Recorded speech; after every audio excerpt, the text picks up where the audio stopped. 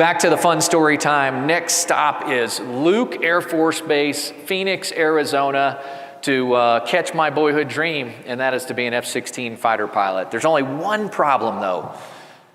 You get 4 rides with an instructor. Your 5th ride is solo, or you wash out of the program. So there I was. It's a great fighter pilot saying. Strapped in about 10 minutes before I'm scheduled to start on my solo ride in an $85 million fighter jet. This airplane has more horsepower, one jet, than the entire starting grid of an F1 race. So I'm all in there, I'm getting ready. But I quickly discover, I'm not alone. And in not a good way. That all these people that I had encountered on my journey to this defining moment in my life that had said, you're not good enough, you're not smart enough. My 8th grade English teacher, Mrs. Rogers, we all have these people in our lives that just dump in our Wheaties, right? They're in there. And I look over and my helmet is on the canopy rail next to me. And I grab my helmet and I put my helmet on and I put my dark visor down. And that was the end of those people in my life. That was the day the circus stopped. And I stopped living my life through the lens of others. Dark visor down, man, powerful anthem. We all need it. To avoid becoming a prisoner of common assumption. Right? To go the places that God calls you to go, but so often the world will try to keep you from getting there. Some people well-intended. The single-seat fighter pilot mentality is something we can all learn from because it's such a cool parallel when you look at your life. Because you come into the world by yourself, you leave this world by yourself.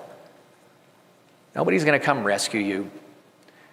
And I'm telling you, most people put way too much pressure on those people around you, a coworker, a family member, a spouse, to meet you right where you are. That's an inexhaustible thief of joy in your life. You're designed to go do this by yourself 95% of the time. That other 5%, you drag people along with you because you need that help.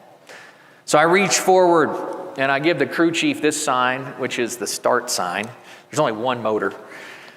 And I lean forward and I hit start 2. There's no keys required to start an F-16. I could teach anybody to start it, right? Very simple. And I look out and I give my crew chief this sign, which is the pull chocks. And I put my dark visor down and I taxi out. Long taxi down to runway 18 at Luke Air Force Base. My call sign that day was Sundog 1.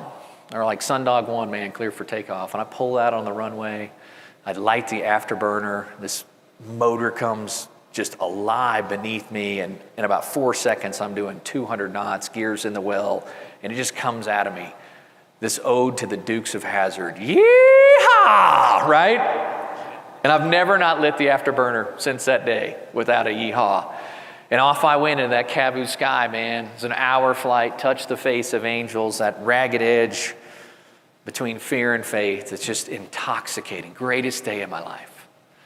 I come back, I land, pull into my parking spot, I roll up the bubble canopy, I take this deep breath. Greatest smell on earth, jet fuel, right? I exhale.